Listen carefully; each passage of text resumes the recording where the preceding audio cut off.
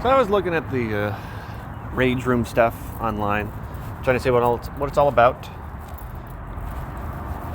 Just get some frustration taken care of by smashing a bunch of plates, destroying a little car, maybe a printer, live out a office fantasy, killing off electronics that pissed you off.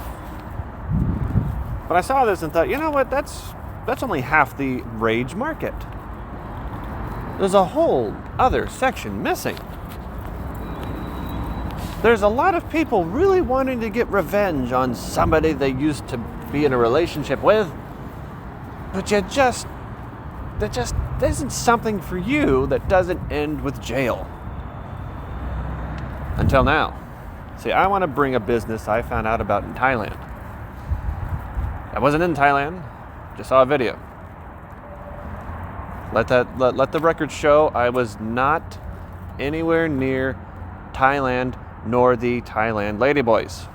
I was watching a video of these sculptors that recreate people's exes out of clay.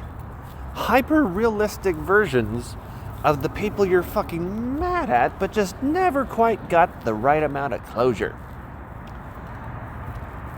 After they make this piece of punchable art, they just let you go to town on the thing. You punch it as hard as you want, and the clay is formed in such a way that it doesn't fall apart, but the face kind of just smears off in that one direction. If you've ever wanted to see just what it would look like to have that bitch's mouth smeared off 2 feet from her face. And I want to bring that to the States. But I think I could take it a step further than just making the bust. See, I would have entire houses rented out where each room is a different scene of you catching your ex in the act. Whoever it happens to be, whatever they're happening to be doing. I think women would have the most fun with it, though.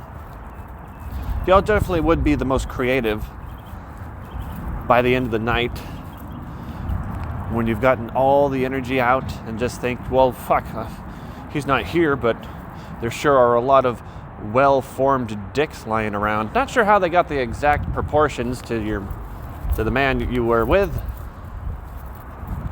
but you also found a way to make use of the extra material. By the time the sun comes up and you go, all right, I'm done, thank you, y'all can go and clean up now. The first people walking into the room, they just find there's just one body left that had the clay of everything else in the house reformed into just 100 different shaped cocks that have all been shoved into every possible orifice of the clay sculpted version of the man you hate. His nose, cocks. Eyes, cocks. Ears, full of cocks. Asshole, definitely 50 of them all shoved into the one fucking hole. This body is now more cock than man. And that's what I call getting fucking closure. I was thinking the other day about vampires, eternal youth, and whatnot. And like the moment you get bitten, whatever version of your body you have, that's what you're fucking stuck with. Forever. Which means, like, well, fuck, once I hit a certain age, running around, if there, happens to be some vampires looking for a bit of extra, little nightcap in the evening, I would just walk around with, like, super low-cut shirts the moment my balls start to fall a little too far for my comfort. Because it would suck to be a vampire and, like, to be old and become one. Because then your balls are just stuck at that fucking length forever. Yeah, and if you're like, and hopefully they actually like shrink when you transform into a fucking bat. That would suck more if the balls stayed the same distended size. You'd be flying around, getting stuck on the mouths of gargoyles, having to untangle yourself from trees. And heaven forbid, or I guess hell forbid, if these are fucking vampires, that a vampire hunter doesn't find out that you're just the one bat with the lowest hanging fruit. Because that would be the worst story to go to hell with, how you fucking died. Balls hanging too fucking low. Yes, these things do. Like, and the whole time, like, as soon as the vampire hunter grabs your nuts, drags you to the ground, stakes you in the heart, you're just thinking to yourself, if only I had taken more heed to that over the shoulder, like a continental shoulder. Do your balls hang low? Do they wobble to and fro? Killed. Like, that's your theme song in hell. As soon as you show up, do your balls hang low? Do they wobble to and fro? And there's your other vampire friends, all still youthful as fuck. But you're still old man with your nuts hanging around. They're like, ha ha, you died. Like, fuck you, Greg. I totally would have gotten bitten sooner. That's what I would have done. All right, I would have done that. I would have. I tried.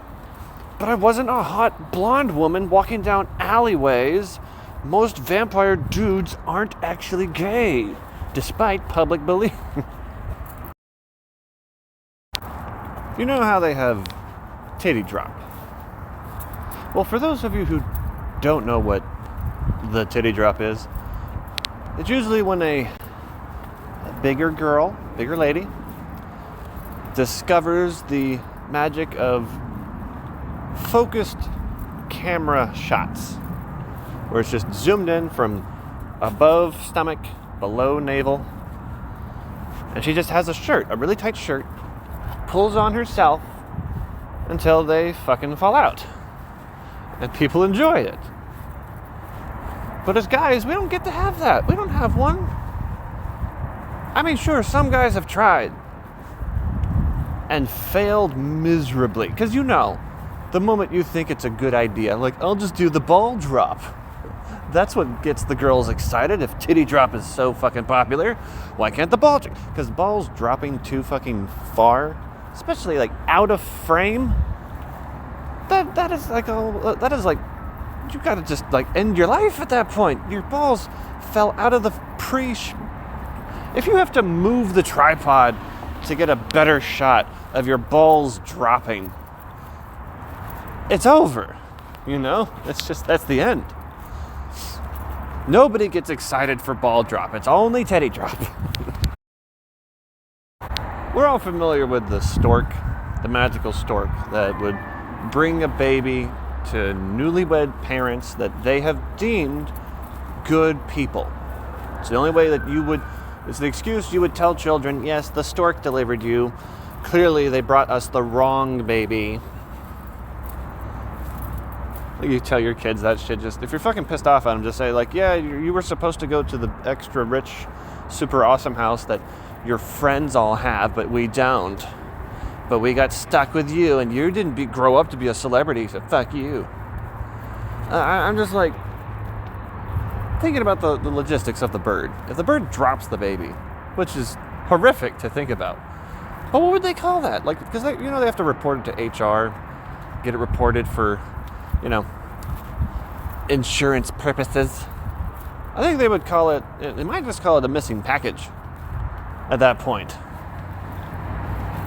Or for it to be a little bit darker, a missed carry. Because if you fucking drop the baby, you don't get to keep the baby. It's a fucking missed, So I was driving down the frontage road one day and saw this one of the pillars that holds up the highway. I don't know what that's called. I probably should, but it's the big stick that holds the road up. And someone had spray painted one word and part of another, just a single letter, so that you would have to read it to know, like it just said stab-u times 10, which the times 10 part confused me, because I'm thinking like after one stab, that's kind of it. You've done all the stabbing you need to do, and then 2 is kind of pushing it, so that just means like the other 8 stabs you still have lined up for whomever you start with. That's you imagining stabbing other people. That's really all that is. Cause it's not really personal after like the first one and maybe the second. Beyond that, like, dude, you're just mad because I reminded you of somebody you hate. That's really all that is. And then I tried taking a picture of it and some car shows up. I'm like, fuck you, asshole. I just wanted a photo of the stab you times 10 graffiti because anybody in a car is thinking they're going to get stabbed. Like, and if you're homeless and you're the guy that wrote that shit, like, do you think people are just going to roll down their windows and think, I better give this guy money? He's freaking out because he might stab me. I'm like, but you're in a car. He'll have to stab the car a lot before he can get to you. Like he really has to stab the like he has to go through your window, your door, and whatever amount of weird flailing. Like, and if you stand there long enough to get stabbed once by a guy on foot while you're in a cart, you deserve the full 10. You really do. You deserve to get all 10 stabs to the face. And only after the first 2 are you like, that's my lesson. Ow, there's more. Come on, I've already figured out I was being stupid. You don't have to stab. Not all 10. And I'm like, yeah, I'm on the side of the stabby guy. At that point, like you could have just you're driving 4,000 pounds of fuck you to his tiny knife. How the fuck are you having a hard time ever? Like, anybody that's trying to open your door and rob you, just, especially, like, if they've got friends of theirs in front of your car, like, I better be a good person and not run over this stranger while his friend robs me. Fucking run his ass over and then stab him 10 times. Because clearly that's what people are doing.